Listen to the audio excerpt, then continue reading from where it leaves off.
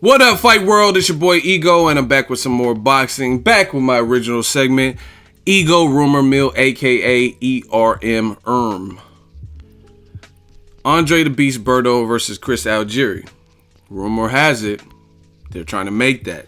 Not only make that, but put it as the co-feature, co-main event for Danny Garcia versus Keith One-Time Thurman on Showtime, PBC. Bravo. I want to talk about it. Now, as you guys know, with the Ego Rumor Mill, it is just that, a rumor. We know things in boxing don't always add up. Fights were supposed to happen. Jacobs and Triple G were supposed to have already fought this month, December 10th. Got pushed back. Now it's happening later. Fights like Danny Garcia versus John Molina and Berto. Danny Garcia and Berto, those fights were all discussed and talked about and stuff like that. And then Garcia ends up fighting Samuel Vargas and now Keith Thurman. And John Molina went on to fight Terrence Crawford. So things happen in boxing. I did some digging around. I reached out to some people kind of affiliated with Berto and whatnot. And from what it sounds like, the fight is not 100% in stone as in finalized, but it's something that they're eyeballing. And they probably have to do the final processing and paperwork and last minute drafts of the contract type of thing. But it sounds like the preliminary, and this is a fight they're eyeing and viewing to put on this card. So I'm going to go with that. My rumor mill's been pretty accurate, my sources and stuff. As you guys know, I told you guys about Golovkin versus Jacobs being a done deal for March. Told you the location. The video's still up. And that was before it was announced by major online sites or really anyone else. So Berto, Chris Algieri. I like it. I think it's an interesting fight, not necessarily a fight I was thinking about. They were talking about Berto versus Sean Porter. I would have preferred that a little bit better based on the styles because Porter's just a dog, you know what I mean, crazy in shape. Berto's crazy in shape, and both guys are athletic. Both guys are kind of shorter for the welterweight division. But you got to look at it.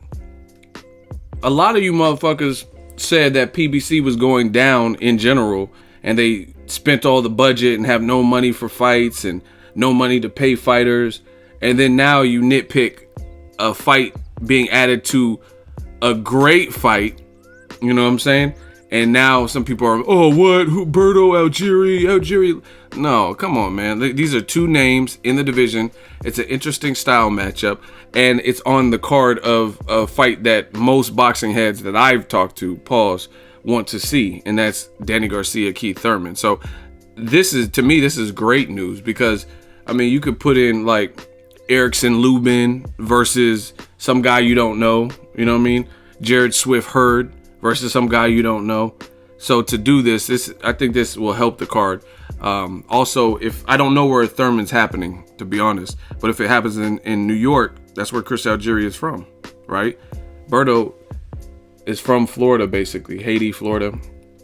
So, I mean, that still his hometown people in Florida could probably make the trek to New York. So, I don't know. I don't know where Garcia Thurman is being held. They haven't really announced it. So, I think they got to finalize stuff like this. But it's not a bad fight, and it's definitely not bad for a co-feature. A lot of times you get way worse. So, shout out to PBC. Shout out to Al Heyman. And another fight is Jared Swift Hurd versus Tony Harrison. And I think he only has one loss to my dude, Willie Nelson. Shout out to Cleveland. So that's on a separate card, I believe. But my whole point is this. People are going to nitpick and say, oh, this and that. I like the fight.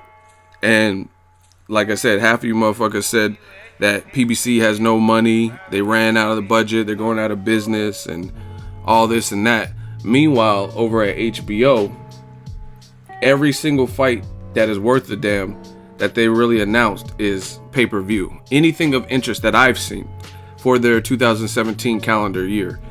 They have Francisco Vargas. He's fighting Bertha or some shit. I don't even know. Belchea, something like that.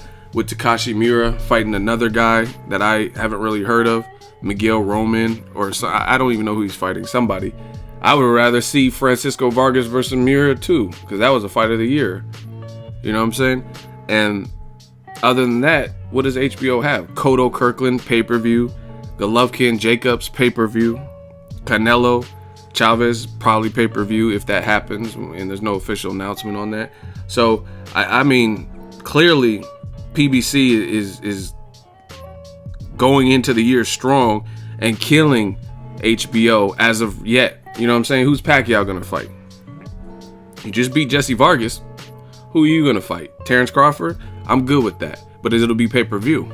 You know what I'm saying? So it's just like PBC is the only one. Showtime, PBC, they're like the only ones that really have the torch. I mean, Showtime's giving us James DeGale Badou Jack with Tank Davis going after his first title shot against a good champion, Jose Pedraza. Then they're giving us Adrian Broner versus Granados, a guy who has the style that is giving Broner problems. You got Robert Easter having a hometown fight on a Friday. You got Tony Harrison, who is a powerful guy and an up-and-coming guy with nasty uppercuts, Jared Swift Hurd. And that'll be clearly the biggest name on his resume to me if he fights them, if when they fight. Then Keith Thurman, Danny Garcia, you got that fight, right? You got Anthony Joshua Klitschko going to be on Showtime and Sky Sports. Thurman, Garcia, and then on the co-main event, Berto, Chris Algieri looks like a likely possibility. I like it. And people got to be realistic. I think this is a realistic fight for where both fighters are in their career. Chris Algieri, he has losses, but one thing that people do in boxing is Berto hasn't beat Chris Algieri. Pacquiao did. Errol Spence did. Amir Khan did. Therefore, those losses have nothing to do with Berto. You know what I mean? Because Berto doesn't really necessarily fight like any of those people. And you got to remember, Berto, shout out to my dude Berto. But Bert, he recently lost to Mayweather, bounced back with like a Victor Ortiz knockout, which was a good fight. I covered that fight live. And this, you know what I'm saying? This is on track. You got it. Like, who else could Berto fight? Broner has a fight. You have Garcia fighting Thurman. Kell Brook. We don't know what the hell Kell Brook is doing. He's getting extensions. He just, like a dummy, moved up 2 weight classes. I mean, I'm not trying to roast him, but that just made no sense. To go fight the most powerful guy coming off Kevin Bezier. Move up 2 divisions. So we don't know where he's going to be at, what he's doing with his IBF belt. So that's not likelihood. So you got to look at who's really available at the welterweight division. You got Sammy Vasquez, who's coming off his first ever career loss, and he's fighting Luis Collazo. You know what I'm saying? So to me, a lot of the people are generally booked up, except for Sean Porter. And I don't know. I don't know what happened with Porter. It might be a money issue because Berto's been getting nice paychecks for his fights. He's a big name. He's fought Floyd Mayweather. Sean Porter has just coming off of a great fight with Keith Thurman, right? He has the Sean Porter Promotions, and he's fought Broner. So, you know what I mean? It might be a money dispute. I don't know on whose behalf. And it might not even be money. I don't know. I'm just saying, you got to look at the variables. And maybe that's why that fight couldn't get made. But Chris Algieri, I don't think he's been back since the Errol Spence Jr. fight, right? So, I mean, he's probably just looking to get back in there. And maybe he feels he can beat Berto. And like I said, he's coming off a good win. But he's not Errol Spence Jr. Like Errol Spence, like where Errol's at in his career. He's young. He hasn't really been through too many wars or doesn't have the names on his resume. So he went in versus Chris Algieri fresh. But Berto's been stopped before by Jesus Soto Caras. He's been through wars. And so has Chris Algieri. You know what I mean? The Ruslan Provodnikov was a tough fight. Pacquiao got knocked down 6 times. So I don't really have a problem with this fight. Like in terms of stylistically, I think it's actually kind of interesting. Chris Algieri's pretty tall for the division. He's a nutritionist and has his degree and stuff. So he's always in shape. He always comes to scrap. Whether he can beat elite names like Pacquiao and Errol Spence Jr. Errol Spence, to me, is elite.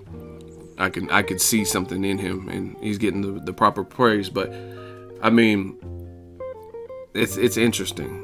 Chris Algieri has a good height to him. Berto's shorter, and I want to see if Chris Algieri could deal with, like, you know what I'm saying? Because actually, if you think about it, Errol Spence is the only one that stopped Chris Algieri out of all those punchers. Pacquiao didn't, right? And Pacquiao, he's supposed to have the most thump. in his left hand, and he knocked him down. And actually some of them 6 knockdowns weren't, I think some of them were slips. I don't think all of them were knockdowns. That's just me personally, but whatever. They were still a gang of knockdowns. I'm just, for the record, I watched the fight. I seen him get let out of the cage. You know what I'm saying? Some of you motherfuckers just read about it and go to Wikipedia and, oh, you knocked him down 6 times. You didn't even watch the fight. I watched the fight, and I don't think it was 6 legit knockdowns. There were a lot, but some of them I don't think were, like, towards the end. I don't think all of those. Like, the first one was crucial. I think it was the first one. He really blasted Chris Algieri, but some of them later ones I don't think were. But whatever, as the record sits, there was 6 knockdowns. And Ruslan Provodnikov heard him, knocked him down, bashed his eye up, couldn't stop him. So I want to see at this point, can Berto stop him? Berto clearly has power, athleticism, speed.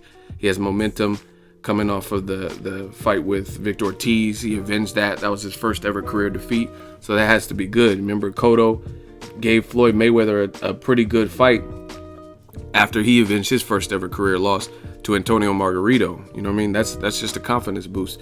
So it will be kind of an analysis to see where both fighters are. Like, if Chris Algieri beats Berto, then that's huge for his career. He'd be like, yeah, so I still can compete.